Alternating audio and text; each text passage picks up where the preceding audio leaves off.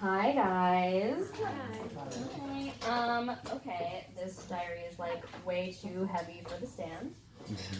It is a limited to diary from the early 2000s. Shout out millennial girls. It says Angel.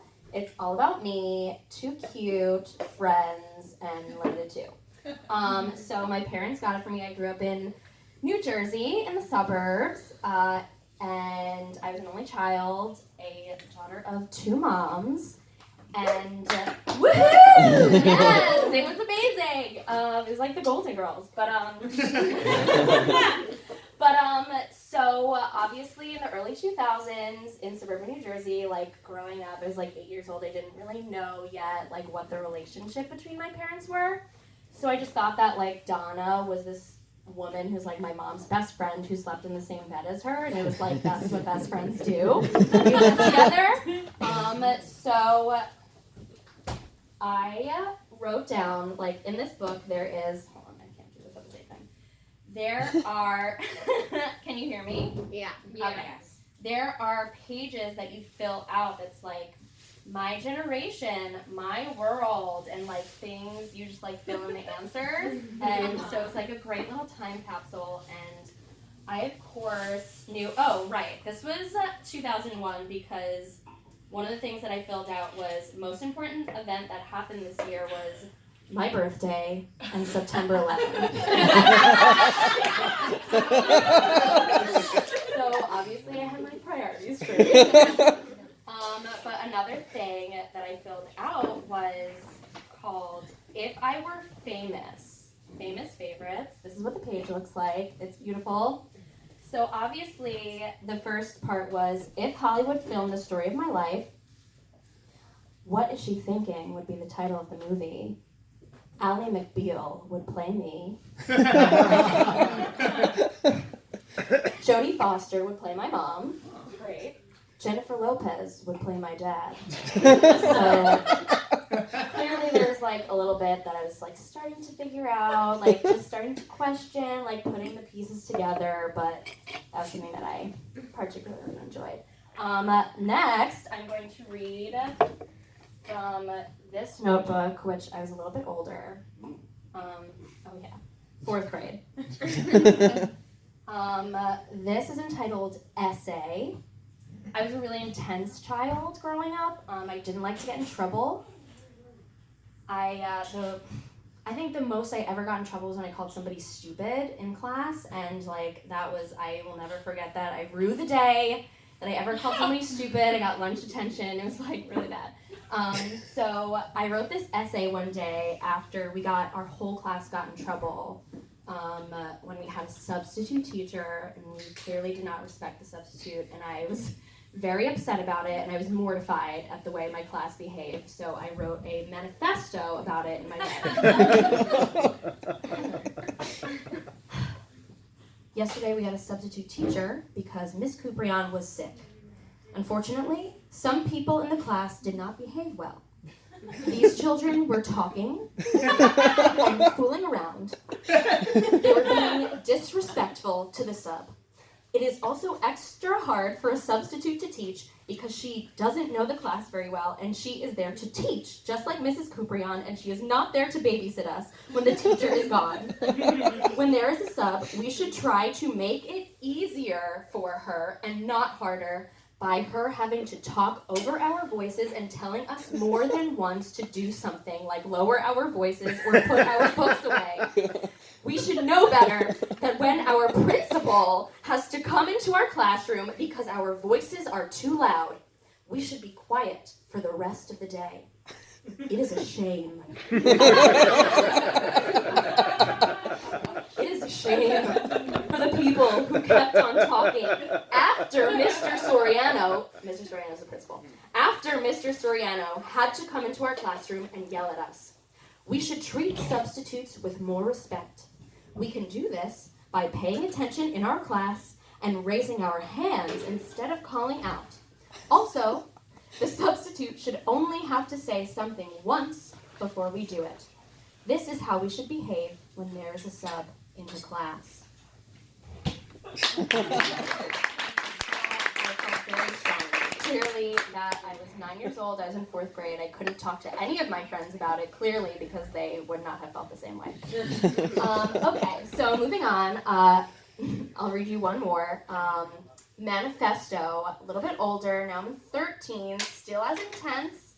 I believe I wrote this probably after seeing Fatal Attraction, and my 8th grade boyfriend, Connor Jordan, broke my heart, so this is a letter that was addressed to him.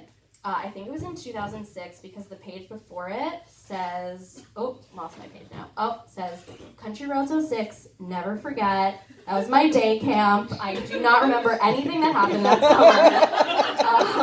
summer. But it was a special one, I guess. Okay, this is addressed to Connor.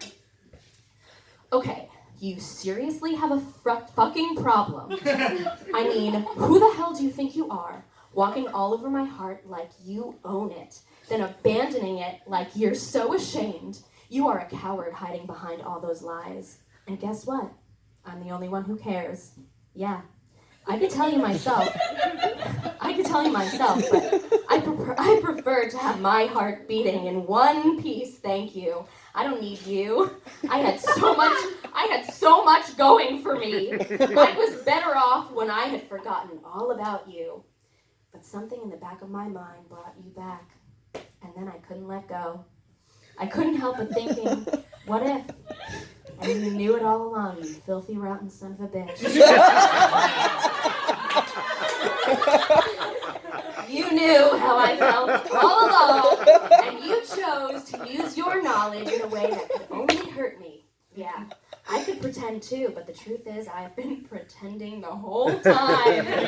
I kept telling myself there was a chance, and eventually I started to believe myself. I tend to do that, getting my hopes up. Why can't I just face the facts? Like I'm living my own frigging fantasy land. Okay, fine. You want the facts, you two-faced moron? Every story has two sides, you know. I put up with you because there was just something about you since I first saw you that made me want to come back for more. Sometimes I got it, other times I was ignored. I don't know why I set myself up for such pain when there are so many other people who care about me and would do anything for me to be as crazy about them as I am about you. Because that's it, you know. I'm totally, absolutely insane about you. It's actually like a high. Every time I talk to you, you make me feel so wanted by you, and I get that familiar, wow, what if feeling. And just as fast as it goes up, you turn around and IDK, even know how to say it. Confirm what I didn't want to believe. I shouldn't want you, but I do. I can't make myself anything else to get you to like me. But I know the girls you like. I know their type. What's wrong with me? You know I've had these feelings bottled up inside me for a year. A year! And all I can say is wow. Wow. I'm a fucking desperate bitch.